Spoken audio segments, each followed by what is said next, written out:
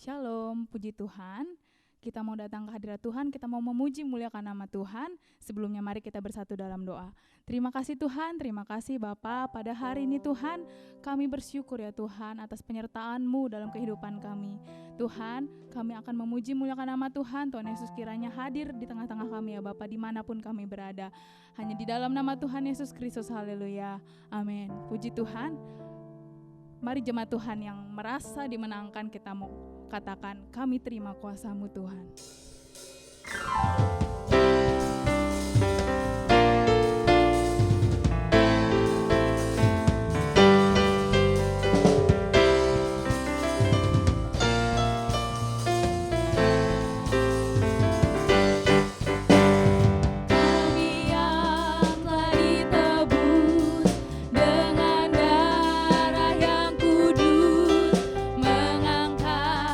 Pujian bagimu, amin.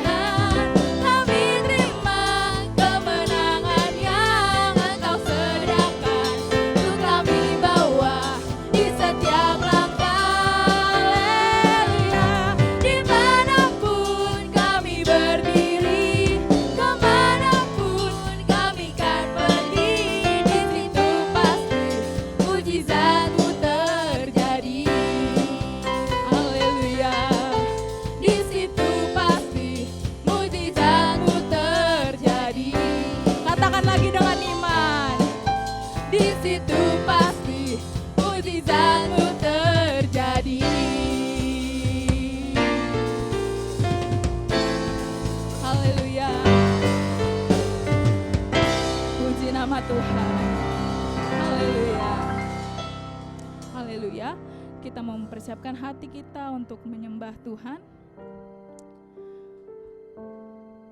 Kalau hari-hari ini di luar sana banyak ketakutan, kekhawatiran, tapi kita punya Allah yang besar. Kita mau katakan bahwa kami tidak takut. Haleluya Yesus. Karena kami memiliki Allah yang luar biasa. Terima kasih Tuhan.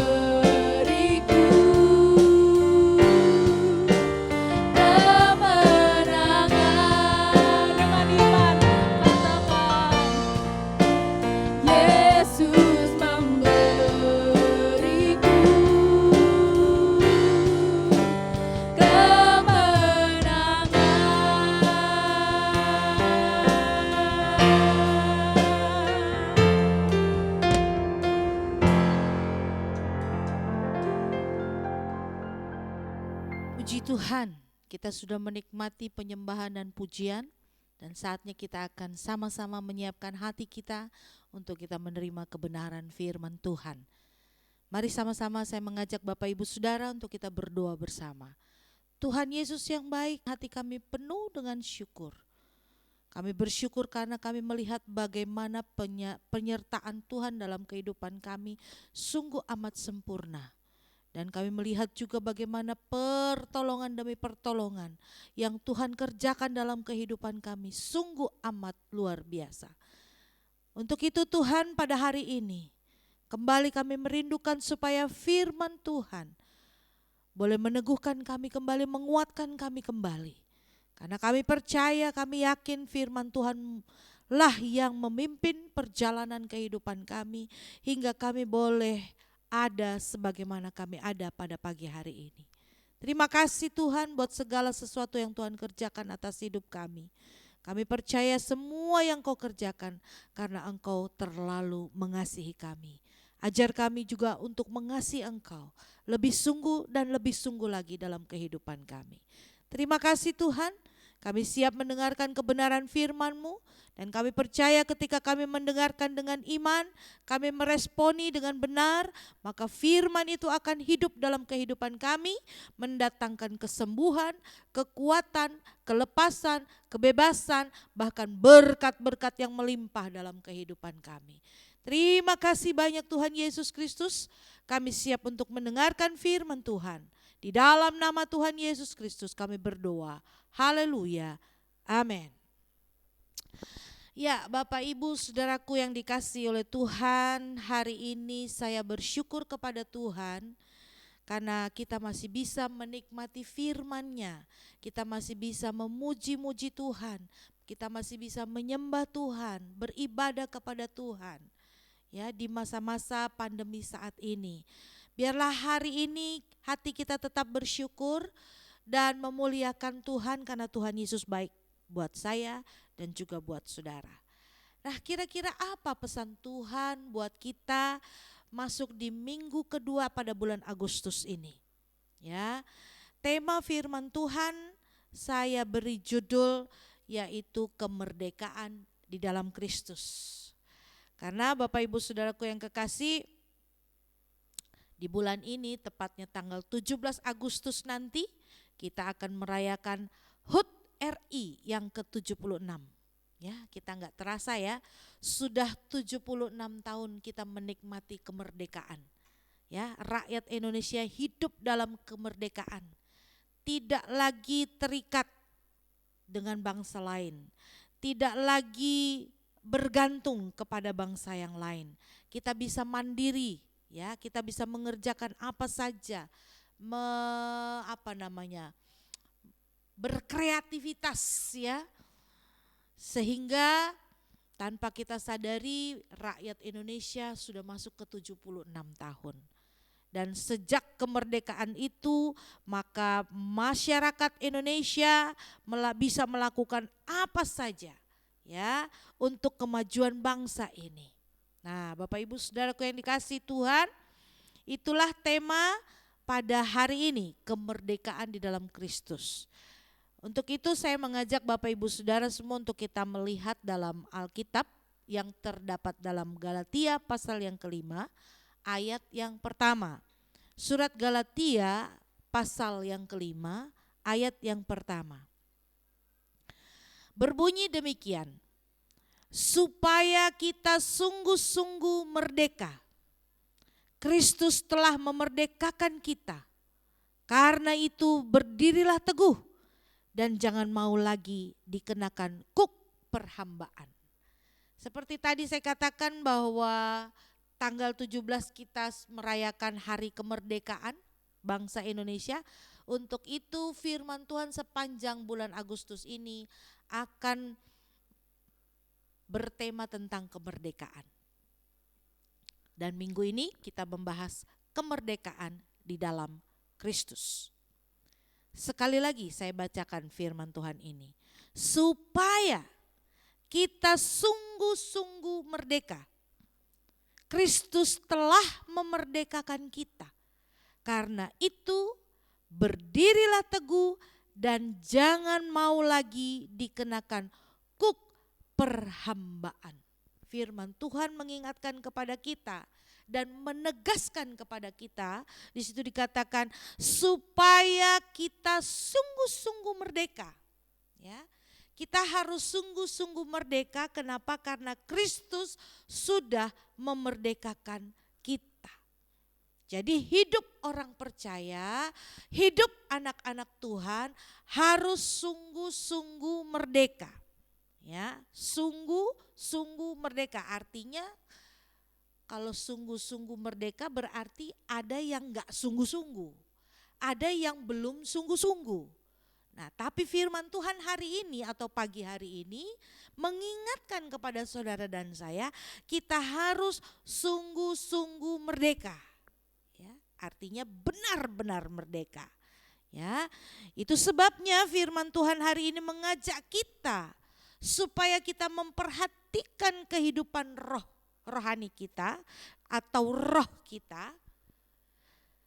Apakah benar-benar merdeka di dalam Kristus ataukah belum? Jadi melalui firman Tuhan hari ini mengajak saudara dan saya untuk kita kembali cek and recheck, melihat, memperhatikan kehidupan rohani kita atau roh kita. Apakah benar kita benar-benar hidup merdeka di dalam Kristus? Karena Kristus sudah memerdekakan kehidupan kita. Jadi selayaknya lah kita hidup harus seperti orang yang merdeka. Ironisnya Bapak Ibu Saudaraku yang kekasih dalam Tuhan, firman Tuhan berkata kita sudah dimerdekakan, namun banyak kali kita melihat kehidupan orang-orang percaya belum sungguh-sungguh merdeka. Justru masih terikat dengan banyak hal yang tidak berkenan di hadapan Tuhan. Masih terikat dengan dosa, masih terikat dengan hal-hal yang tidak berkenan di hadapan Tuhan. Ya. Untuk itu hari ini firman Tuhan mengingatkan kepada kita, mari kita hidup selayaknya sebagaimana orang-orang yang sudah dimerdekakan oleh Kristus Yesus. Ya. Kemerdekaan tidak bisa dilihat dari aktivitas rohani kita. Ya. Kemerdekaan di dalam Kristus tidak bisa dilihat dari jabatan rohani kita atau jabatan kita di gereja. Artinya begini, oh kalau dia hamba Tuhan, dia gembala, dia pasti merdeka. Belum tentu juga. Oh kalau dia pelayan Tuhan berarti dia sudah merdeka. Belum tentu juga. Ya. Tetapi orang yang benar-benar merdeka itu terlihat dari cara hidupnya, dari gaya bicaranya, dari cintanya kepada Kristus. Itu bisa terlihat bahwa orang tersebut itu benar-benar merdeka di dalam Kristus. Nah, firman Tuhan tadi katakan bahwa kita sudah dimerdekakan. Kristus sudah memerdekakan kita, ya. Nah, kira-kira kemerdekaan apa yang sudah Kristus kerjakan dalam kehidupan kita? Ya, karena kan firman Tuhan bilang katanya kita sudah merdeka. Kira-kira kemerdekaan apa yang Tuhan sudah kerjakan bagi kita? Secara bernegara kita sudah merdeka. Kita hidup di negara yang sudah merdeka. 76 tahun kita sudah melewati kemerdekaan kita. Nah, bagaimana dengan rohani kita? Apakah juga merdeka? Kemerdekaan apa yang Kristus kerjakan dalam kehidupan saudara dan saya? Yang pertama adalah Roma 6 ayat yang ke-8. Roma pasal yang ke-6 ayat yang ke-8. Jadi jika kita telah mati dengan Kristus, kita percaya bahwa kita akan hidup juga dengan Dia. Ayat 9, karena kita tahu bahwa Kristus sesudah Ia bangkit dari antara orang mati, tidak mati lagi. Maut tidak berkuasa lagi atas dia. Nah, dari ayat ini maka kemerdekaan yang Yesus kerjakan yang pertama adalah kemerdekaan dari dosa. Ya, kemerdekaan dari dosa. Apa itu merdeka? Merdeka kalau dalam bahasa Indonesia itu artinya tidak terikat, tidak tergantung pada orang lain, tidak tergantung pada pihak-pihak tertentu. Ya, itu arti daripada merdeka. Nah, kemerdekaan yang Yesus kerjakan yang pertama adalah kemerdekaan dari dosa. Apa maksudnya?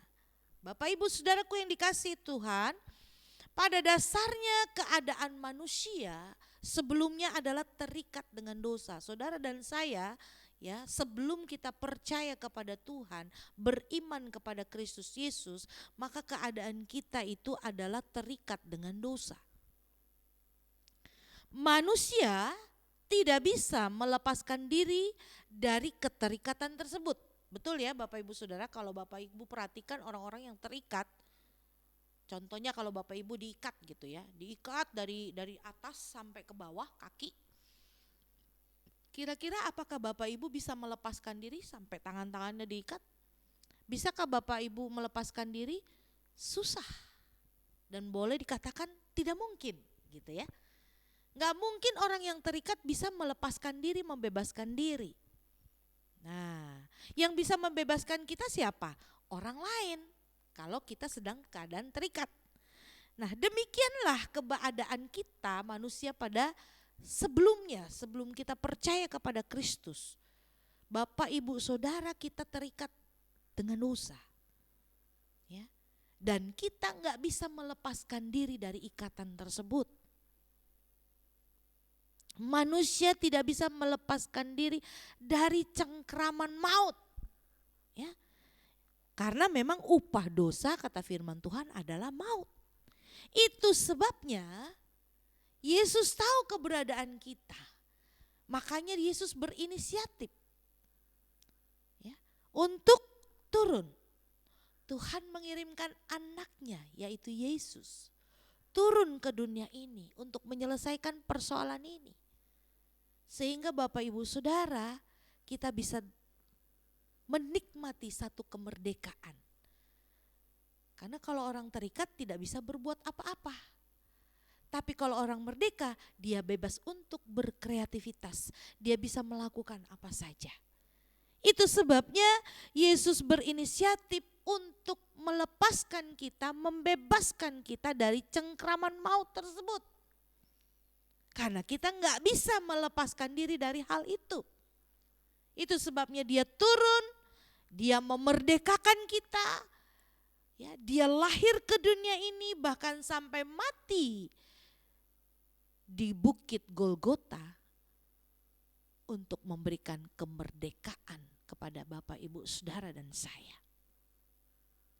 Melepaskan kita dari dosa sehingga kita memperoleh hidup yang kekal.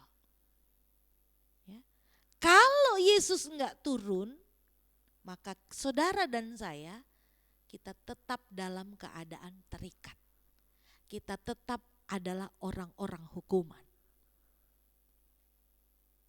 Itu sebabnya karena Kristus mengasihi saudara dan saya, dia turun ke dunia ini untuk menyelesaikan persoalan kita sehingga kita hidup merdeka di dalam Kristus.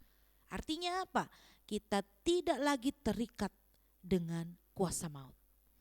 Jika Yesus tidak turun ke dunia ini dan mati di kayu salib, turun sampai ke alam maut,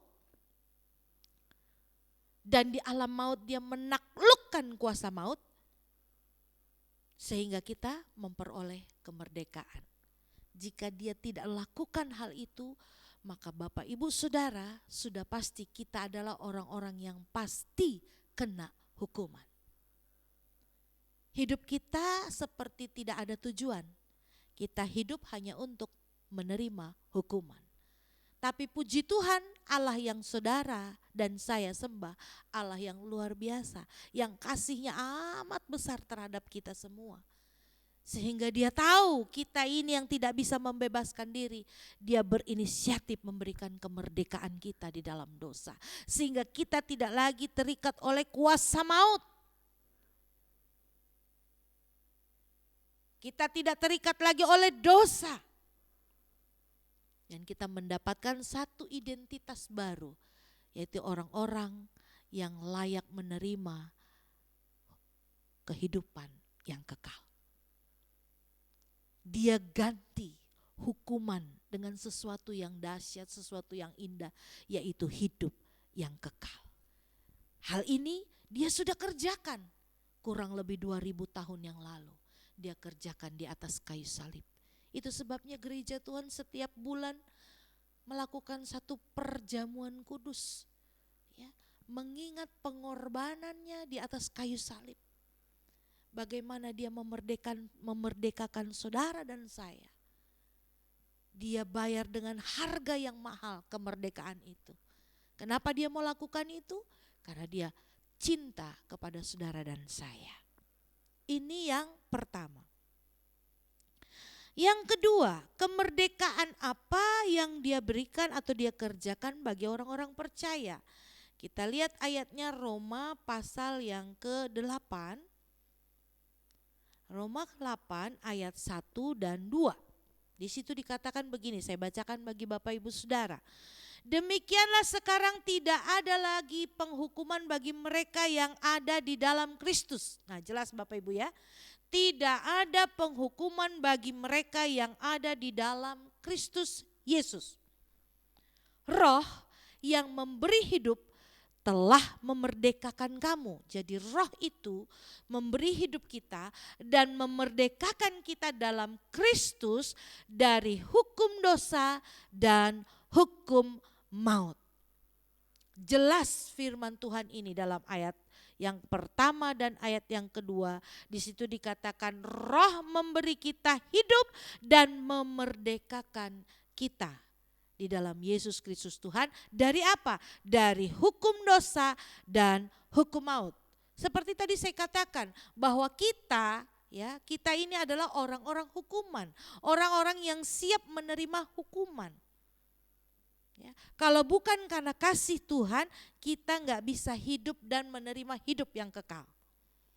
Ayat ini sebenarnya sedang menerangkan kepada kita bahwa bagi kita orang-orang yang beriman kepada Yesus Kristus, maka Kristus memberikan kemerdekaan yang luar biasa. Selain dari dosa, dia memerdekakan kita juga dari hukum dosa dan hukum maut. Apa maksudnya hukum dosa dan hukum maut? Ini berbicara tentang kuasa dosa yang mengikat dan memperbudak kita. Ya. Memang benar ya Bapak Ibu Saudaraku yang kekasih, dosa itu dia mengikat dan memperbudak kita. Kita diperbudak. Sulit untuk melepaskan diri. Itu sebabnya kasih Kristus terhadap kita orang-orang percaya, dia memerdekakan kita dari hal itu. Ya, membuat hidup kita menjadi lebih indah. Bapak Ibu bisa melihat bagaimana kehidupan orang-orang yang terikat dengan dosa. Bapak Ibu bisa lihat di Google, di YouTube. Saat ini zaman sudah canggih. Bapak Ibu bisa melihat informasi apa saja, ya, di sosmed, sosial media. Ya, kita bisa lihat dimanapun, ya, bagaimana orang-orang yang terikat oleh dosa, dia diperbudak, nggak bisa melepaskan diri. Salah satu contoh, dosa apa ya, yang biasa di kalangan anak muda, misalnya anak-anak muda yang terikat dengan narkoba. Bapak Ibu bisa melihat bagaimana mereka sulitnya untuk melepaskan diri dari narkoba tersebut. Itulah dosa. Sifatnya dia mengikat dan memperbudak kita. Memperbudak artinya apa? Kita nggak bisa menguasai.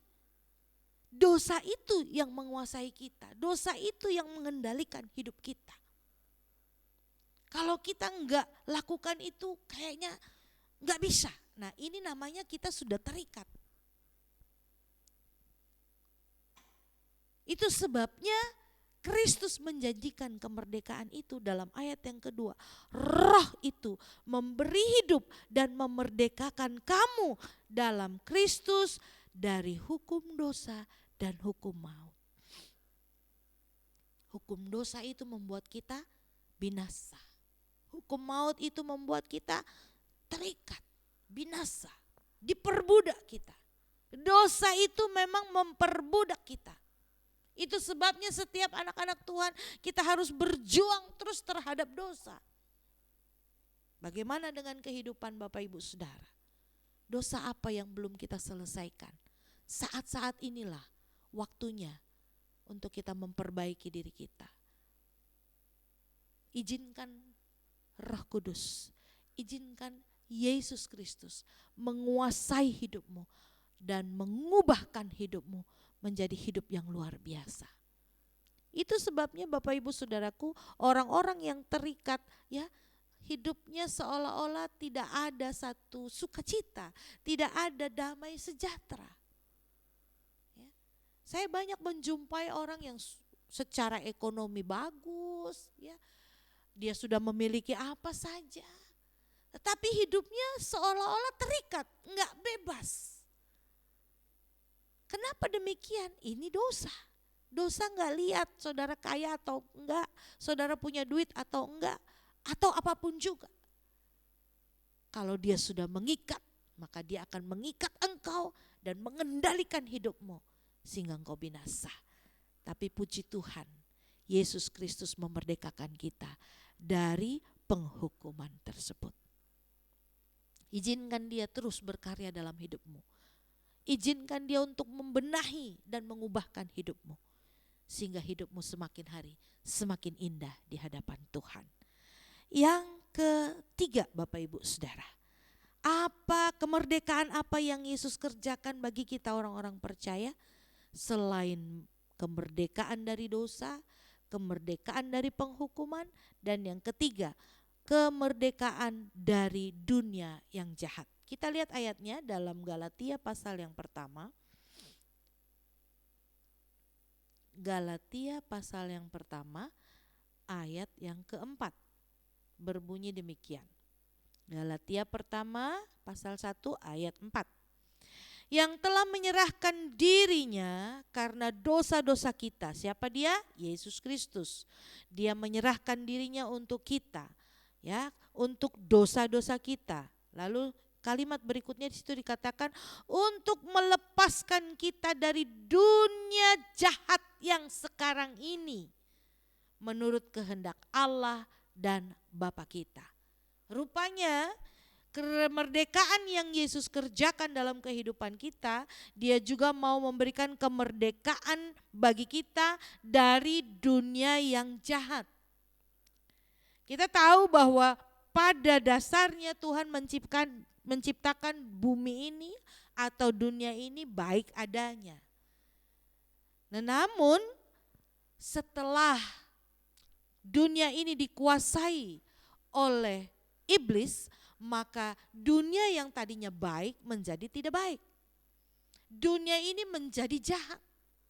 Dunia ini tempatnya kejahatan. Bapak Ibu Saudara ada di dalamnya. Saya dan saudara hidup di dalam dunia yang jahat. Seringkali kita enggak ngeh, kita enggak menyadari bahwa kita itu ada di dunia yang jahat. Hari-hari ini kita melihat kejahatan, bisa dilihat dari sosmed.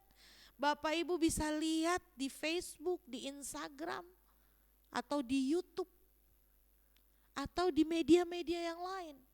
Betapa dunia ini jahat adanya. Ya. Kejahatan semakin bertambah-tambah. Dan firman Tuhan memang sudah mengatakan demikian.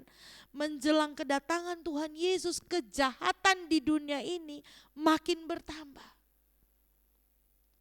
Ada anak bunuh orang tua bunuh anak. Ya. Ada om menggauli keponakannya, ada ayah memperkosa anaknya. Bapak ibu saudara, kita kadang-kadang ngeri melihat hal ini, tetapi itu nyata dan kita tinggal di dalamnya. Banyak orang-orang yang memuaskan hasratnya, memuaskan keinginannya, dan merugikan, mencelakai orang lain.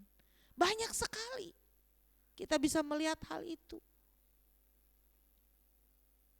Dunia sekarang jahat luar biasa, apalagi waktu kerusuhan Bapak Ibu. Ya, kita bisa lihat di televisi bagaimana keadaan waktu kerusuhan pada tahun 98. Orang-orang udah gak mengenal lagi apa itu kebaikan. Ya. Gampang sekali membunuh orang, menjarah, kalap. Gak bisa bedain lagi mana yang kehendak Tuhan, mana yang tidak. Dunia ini jahat, luar biasa. Dan firman Tuhan ingatkan kepada kita, makin hari makin jahat. Apa yang kita lakukan? Apa yang harus kita perbuat?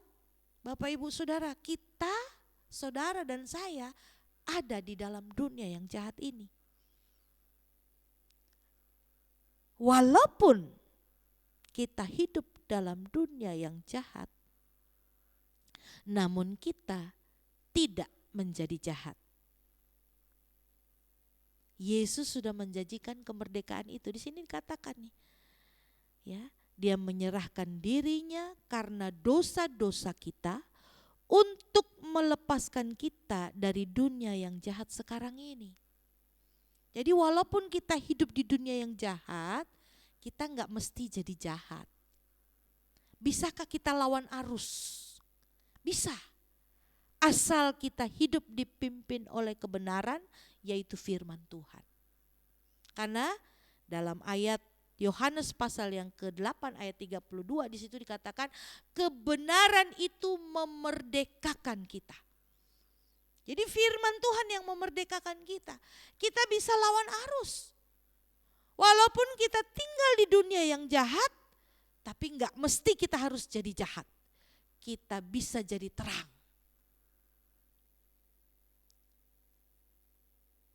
Dengan caranya seperti apa? Ya, merelakan hidup kita untuk dipimpin oleh Roh Kudus, dipimpin oleh kebenaran yaitu firman Tuhan. Firman Tuhan itulah yang akan terus memerdekakan kita, sehingga kita bisa menjadi orang-orang yang berdiri di atas firman Tuhan, walaupun kita ada di tengah-tengah dunia yang jahat. Kalau untuk kita berharap dunia ini menjadi baik, tidak akan Bapak Ibu Saudara, karena firman Tuhan katakan makin hari makin jahat. Dan iblis Bapak Ibu Saudaraku yang kasih, dia selalu akan terus berusaha agar kita menjadi jahat seperti dia. Dia menjadi jahat, manusia menjadi jahat. Karena dia gak mau dihukum sendirian. Dia pengen ngajak teman-temannya. Dia ingin mengajak Bapak Ibu Saudara supaya dia gak sendirian dihukum. Ya. Dia terus berusaha, siapa itu? Iblis terus berusaha untuk menggoda, mencobai kita supaya kita serupa dengan dia. Ya. Supaya kita jahat seperti dia. Dengan segala daya upaya dia terus bekerja sehingga manusia jatuh dalam dosa kejahatan. Iblis bekerja, berusaha, dan kita juga harus berusaha supaya kita tidak kena tipu muslihatnya, supaya kita menang dari dunia yang jahat ini, Bapak Ibu Saudara. Kita nggak tahu di sekitar kita banyak sekali orang-orang yang ingin berbuat jahat kepada kita. Tetapi kalau kita hidup dalam kebenaran, kebenaran itu memerdekakan kita. Dia yang akan melindungi kita kemanapun kita pergi, kemanapun kaki kita melangkah. kemerdekaan itu akan terus dikerjakan ketika hidupmu merelakan hidupmu untuk dipimpin oleh firman Tuhan. Oleh sebab itu saya mengajak Bapak Ibu Saudara, mari untuk kita melawan arus dunia ini. Caranya gimana? Mendekat kepada firman Tuhan yang menjadi kekuatan kita. Maka kebenaran itu akan memerdekakan kita tiap hari, tiap waktu, dan setiap saat. Yang keempat, kemerdekaan apa yang akan Kristus kerjakan dalam kehidupan kita?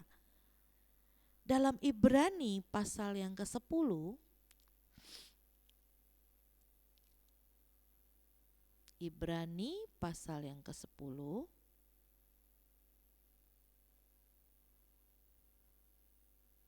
ayat yang ke-19. Di situ dikatakan begini, jadi saudara-saudara, oleh darah Yesus kita sekarang penuh keberanian dapat masuk ke dalam tempat kudus. Dan Efesus 2 ayat 13, Efesus pasal 2 ayat 13, di situ dikatakan begini, tetapi sekarang di dalam Kristus Yesus, kamu yang dahulu jauh sudah menjadi dekat oleh darah Kristus. Yang keempat, kemerdekaan apa yang Kristus kerjakan dalam kehidupan kita, yaitu kemerdekaan untuk kita menyembah Tuhan. Ya, seringkali banyak orang percaya ya belum merdeka dalam menyembah Tuhan. Ya, rohnya masih terikat. Walaupun secara perbuatan mungkin terlihat seperti menyembah. Ya. Tetapi sebenarnya mereka menyembah tetapi dalam kondisi yang masih terikat. Seringkali anak-anak Tuhan, orang-orang percaya nggak menyadari hal itu. Ini ironisnya. Mereka menyembah, tapi sebenarnya mereka nggak menyadari bahwa rohnya atau kehidupan rohaninya masih terikat. Dan Kristus, dia katakan ya dalam ayat yang ke-13 Efesus 2 ini, sekarang di dalam Kristus Yesus, kamu yang dahulu jauh, dulu terikat, dulunya tidak merdeka, sudah menjadi dekat, sudah merdeka, sudah dibebaskan oleh darah Yesus. Itu sebabnya kita bisa datang kapan saja untuk menyembah Tuhan. Hari-hari ini mari kita mau lebih mendekatkan diri kepada Tuhan. Kita mau menyembah Tuhan karena Dia sudah memerdekakan kita. Kita bisa datang kapan saja. Bapak Ibu, situasi pandemi saat ini benar-benar banyak dampaknya itu ada dua. Bisa membuat kita semakin jauh atau bisa juga membuat kita semakin mendekatkan diri kepada Tuhan. Semakin senang menyembah Tuhan. Nah, kita termasuk yang mana enggak tahu. Saudara sendiri yang tahu jawabannya. Tapi melalui firman Tuhan ini saya mau katakan, Kristus sudah memerdekakan kita. Sehingga kita bebas untuk menyembah Tuhan. Kapanpun, dimanapun. Enggak ada lagi yang bisa mengekang kita. Kita mau datang kapanpun kepada Tuhan. Tuhan Yesus siap untuk mendengar, memberi waktu kepada saudara dan saya. Mendengar keluh kesah kita. Hari-hari ini mari kita naikkan kembali spirit kita. Tingkatkan kembali spirit kita untuk menyembah Tuhan. Kalau hari-hari ini mungkin bebanmu terlalu berat sehingga membuat engkau sulit menyembah Tuhan. Mari saya mengajak Bapak Ibu Saudara kita datang sama Tuhan. Kita mau menyembah Tuhan. Karena beban yang terlalu berat, persoalan yang begitu besar, itu juga bisa mempengaruhi kita. Namun saya mau mengingatkan kepada kita, jangan sampai kita larut dalam permasalahan hidup kita. Mari kita mau datang sama Tuhan, kita menyembah Tuhan. Kita diberikan roh yang merdeka. Roh kita sudah dimerdekakan untuk datang menyembah Dia. Kapan saja Dia siap untuk ditemui. dia siap untuk dihampiri oleh saudara dan saya. Oleh sebab itu Bapak Ibu saudaraku yang kekasih, biarlah firman Tuhan ini boleh mengingatkan kepada kita bahwa Bapak Ibu saudara dan saya, kita adalah orang-orang yang merdeka. Dan kemerdekaan itu sudah Tuhan kerjakan dalam kehidupan kita. Dia sudah memerdekakan kita dari dosa, Dia sudah memerdekakan kita dari penghukuman, Dia sudah memerdekakan kita dari dunia yang jahat ini, dan Dia juga sudah memerdekakan kita ya dari roh kita untuk kita menyembah kepada Tuhan. Apalagi Dia sudah berikan kemerdekaan itu. Bagi kita, bagian kita adalah mari sebagai orang-orang yang merdeka, pergunakanlah kemerdekaan itu untuk memperbaiki hidup kita, supaya hidup kita semakin hari semakin berkenan di hadapan Tuhan. Dan Yesus ditinggikan, dimuliakan dalam kehidupan kita. Tuhan Yesus memberkati kita. Saya percaya kita akan menjadi orang yang benar-benar merdeka. Haleluya, puji Tuhan. Amin. Mari kita berdoa. Tuhan Yesus, terima kasih buat firman Tuhan pada hari ini yang mengingatkan kepada kami bahwa kami adalah orang-orang yang sudah dimerdekakan oleh Kristus. Oleh sebab itu, biarlah hidup kami boleh bertanggung jawab buat kemerdekaan yang Tuhan sudah beri atas kami. Itu bagian kami Tuhan. Kami harus pertanggungjawabkan hal itu. Kami harus hidup dalam kemerdekaan yang Tuhan sudah berikan. Benar-benar bebas dari segala ikatan dosa. Dan kami mohon biarlah Roh Kudus terus berkarya terus dalam kehidupan kami. Hari ini, besok, bahkan sampai Tuhan Yesus datang yang kedua kali. Sehingga hidup kami benar-benar berkenan di hadapan Tuhan. Saat-saat ini Tuhan, jika ada ikatan-ikatan dosa yang masih mengikat kami, di dalam nama Tuhan Yesus Kristus hamba-Mu berdoa. Mari Roh Kudus Engkau jamah dan lepaskan kami dari segala ikatan dosa. Karena Kristus Yesus sudah memerdekakan kami dengan kemerdekaan yang sejati yang Tuhan sudah janjikan dan kerjakan dalam kehidupan kami. Terima kasih banyak Tuhan Yesus. Orang-orang yang merdeka adalah orang-orang yang siap untuk menjadi berkat. Orang-orang yang merdeka, orang-orang yang diberkati oleh Tuhan. Terima kasih banyak Tuhan Yesus Kristus. Terima kasih. Hamba-Mu percaya kuasa Roh Kudus-Mu akan melawat kami semua. Ketika kami membuka hati, firman itu akan terus memerdekakan kami hari ini sampai Tuhan Yesus datang yang kedua kali. Terima kasih Tuhan, ini doa kami yang kami sudah alaskan di dalam nama Tuhan Yesus Kristus. Haleluya. Amin.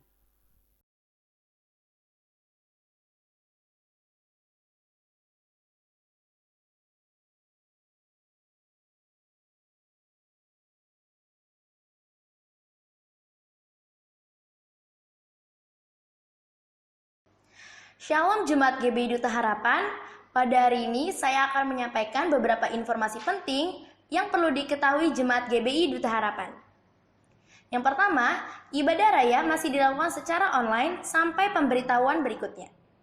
Persembahan dan persepuluhan minggu ini, Bapak Ibu Saudara dapat mengirim melalui rekening yang tertera di layar. Dan jangan lupa mengirimkan bukti transfernya ke nomor yang tertera di layar. Dan setiap hari Senin dan Selasa selama ibadah online diadakan doa sepakat via Zoom. Bagi jemaat Tuhan bisa meluangkan waktunya untuk mengikuti doa bersama pada jam 8 malam. Dan linknya akan dibagikan melalui grup WA seperti grup layan, grup youth, grup teens, grup WBI, dan grup PBI.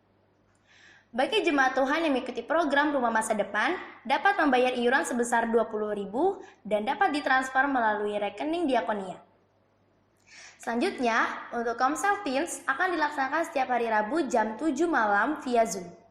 Dan ibadah youth dan teens akan dilakukan setiap hari Sabtu jam 7 malam via Zoom. Demikian informasi yang dapat saya sampaikan. Tuhan Yesus memberkati. Ya, Bapak Ibu Saudara yang dikasihi Tuhan, akhirnya kita akan menikmati berkat Tuhan dan mari persiapkan hati saudara, hidup saudara untuk hari ini menerima berkat yang luar biasa dari Tuhan. Sebelumnya saya percaya saudara-saudara sudah diberkati lewat firman Tuhan dan perjamuan kudus. Mari kita tundukkan kepala dan kita terima berkat dari Tuhan. Tuhan memberkati engkau dan melindungi engkau. Tuhan menyinari engkau dengan wajah-Nya dan memberi engkau kasih karunia. Tuhan menghadapkan wajah-Nya kepadamu dan memberi engkau damai sejahtera. Terimalah berkat ini demi dan di dalam nama Tuhan Yesus Kristus. Haleluya. Amin. Saudara-saudara dikasih Tuhan, Bapak Ibu yang dimuliakan Tuhan, selamat hari Minggu. Tuhan Yesus memberkati kita sekalian. Haleluya. Amin.